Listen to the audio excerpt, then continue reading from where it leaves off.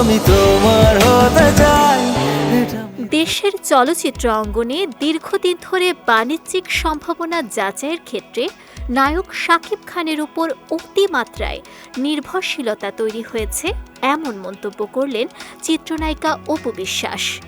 তার মতে বড় প্রযোজনা সংস্থাগুলোর এই একপেশে মানসিকতা শিল্পের সামগ্রিক অগ্রগতির জন্য মোটেও ইতিবাচক নয়। শুধুমাত্র শাকিব খানের সিনেমা ছাড়া কিন্তু সেইভাবে প্রোডাকশন হাউসগুলো কাজ করার আগ্রহ প্রকাশ করে না। সম্প্রতি এক সংবাদ সম্মেলনে অপু বিশ্বাস জানান, বছরের পর বছর বিভিন্ন প্রোডাকশন হাউস শুধু শাকিব খানকে কেন্দ্র করে বড় বাজেটের সিনেমায় বিনিয়োগ করছে, কিন্তু অন্য নায়কদের নিয়ে তাদের আগ্রহ সীমিত। তিনি মনে করেন বৈচিত্র্যহীন এই চিত্র দর্শকদের জন্য যেমন হতাশাজনক, তেমনি পুরো ইন্ডাস্ট্রির জন্য ক্ষতিকর।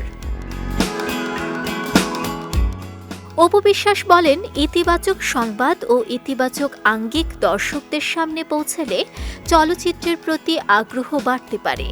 এখানে সাংবাদিক ও শিল্পীদের যৌথভাবে ভূমিকা রাখার প্রয়োজন রয়েছে। সামাজিক মাধ্যমে তাকে নিয়ে করা ট্রোলিংয়ের কথাও বলেন তিনি। তার মতে বুলিং হলেও তা যেন গঠনমূলক হয়, যাতে সেখান থেকে শিল্পীরা শেখার সুযোগ পান এবং আরও উন্নত কাজ উপহার দিতে পারেন। এ পরিস্থিতি থেকে বেরিয়ে আসার প্রচেষ্টায় কিছু নতুন প্রযোজনা সংস্থার আগ্রহকে প্রশংসা করেন অপু বিশ্বাস। তারা শাকিব নির্ভর ধারা ভেঙে নতুন শিল্পীদের নিয়ে কাজের উদ্যোগ নিচ্ছে, যা বাংলা চলচ্চিত্রের ভবিষ্যতের জন্য শুভ লক্ষণ।